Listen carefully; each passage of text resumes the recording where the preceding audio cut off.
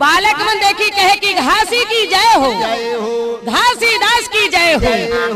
सब लड़का जय जय मनाते घासीदास के समय की आज गिरधपुरी निवासी में पहुंच गए।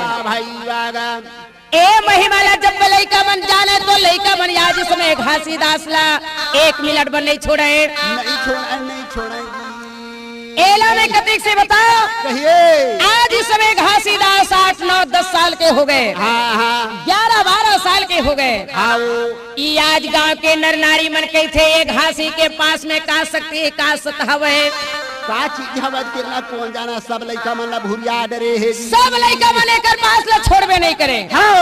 आज एकर चरण ला छोड़बे नहीं करे। नहीं आज न तो अपनो काम करे न इस समय की ये लड़का मन ला काम काज सिखावे नहीं।